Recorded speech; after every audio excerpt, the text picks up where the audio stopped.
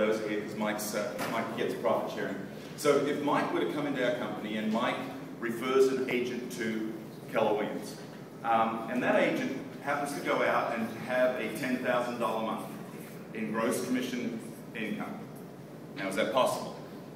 Yeah, even in our market today, right? It might be 2 or 3 transactions in a month, but it's certainly possible. So if this agent that Mike refers to the company generates $10,000 a month, and for argument's sake, the company does $900,000 in total GCI. Everybody with me still? Yeah. Okay. Now, does the company get to operate on all $900,000? No, it doesn't. Why not? Because we have agents who are already at 100%. And those agents are typically big producers, so in this scenario, $400,000, and what's left is $500,000. Now, we call that paid on. And what I mean by that is that's the money that the company gets to operate on. Now, the thing is our agents are on a 70-30 split, so the agents get 70% of that, which would be $350,000. And what's left is $150,000. What is that? Company dollar, right? This is the money we get to operate with. Now, it's not profit, is it? No. Why not? Because our expenses. We have to take expenses out. Now, if our expenses are $90,000, we end up with $60,000. What's that? Profit, right. At any other company, who gets to keep that? The owner. The owner does. Well, in our company, we give away approximately half of it. So our owners keep about $30,000, a little bit more actually. And what is left is $30,000. Now, what is that? Profit share. Profit share.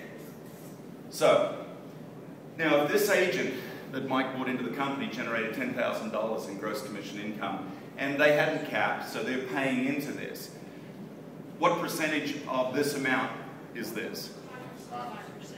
2% actually. I think it is, isn't it? 2%? So here's the thing is, so if this agent generated 2% of the paid on, it stands to reason that they generated 2% of the company dollar, correct? 2% of the profit and 2% of the profit share. Correct. So in this scenario, this agent would have generated approximately, well, $600 of that profit. Now let me ask you, where did this $600 come from? From the owner's profit share. Did it come from here? No. No, it didn't, did it? Because in order for profit sharing to occur, 3 things have to happen, right? You have to refer somebody to the company, they have to sell something that generates company dollar, and ultimately the company has to be profitable. So you're right, this money actually comes out of the owner's profit. So it's the owners that give it to. Now, we have a responsibility to distribute all $600. Here's how it works. Mike, who referred this agent into the company, because he did that, thank you, Mike, we're going to give you 50% of that. So in this scenario, $300. Now, Mike, you were referred to the company. Who referred you? Rob Flick. Okay, so Rob referred you. So really, Rob's responsible for this person. So for that, we're going to give Rob 10%. Now, Rob was sponsored by, do you know? Denny McComb. Denny. Denny McComb. Denny. Love how we share money in this company. So Denny really is responsible for this person. So Denny's going to get 5%. Now, Denny, who are you sponsored by? Don. Don. Demco. Demco. So we're going to give Don 5%. Now, Don was sponsored by somebody. We're going to give him 7.5%. They were sponsored by somebody. We're going to give them 10%. And they were sponsored by somebody. We're going to give them 12.5%. Now, if you add up these percentages, what do they come to? 100%, right? So our goal is to share that. Now, let me flip this on its head for you to show you what the opportunity is. And that opportunity is that if this is you, anybody you refer to the company, we're going to give you 50% of the profit sharing. Now, what's the limit on the number of people you can refer on this first line? Unlimited. Exactly right. Now, anybody that they refer to the company, you get 10%. Anybody they refer, you get 5%. 5%, 7.5%, 10%, and then ultimately 12.5%. Now let me ask you a question.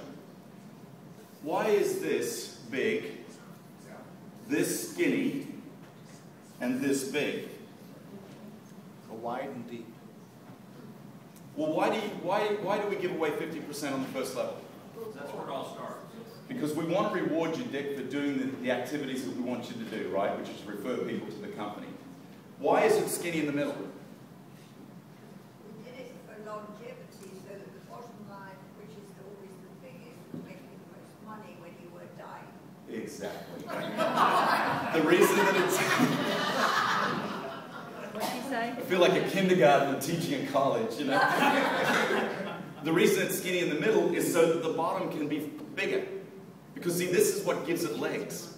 This is what gives the profit sharing the opportunity. You will make more money over time on these bottom two levels than all the other levels combined. Absolutely. Okay? Now, I will tell you, when I came to this company, one of the things that really struck me was, if you think about it, if this is Gary Keller, Gary referred you Althea, right? Was Gary your sponsor? Yes. Okay, so let's say this is Althea. There's GK here. Now, understand that theoretically, there are 6 levels above Gary, correct? Correct. So what happens to all that money? So you guys know. But in any other company, in a multi-level marketing company, that would just collapse down to the founder of the company, wouldn't it? Yeah, not here.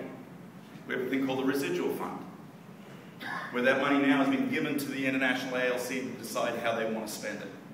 See, I asked Gary, when I just came to the company, I said, Gary, you know what? This is sort of complicated. I said, how did you come up with this? And he said, well, we looked at lots of different options, right? Looked at selling stock, becoming employee-owned, but we wanted a way for people to insert themselves into this cash flow without any capital outlay, without any management oversight, or without any financial risk. And this was how we did it. This is equal opportunity, unequal reward. Any questions about how we share profit in this company?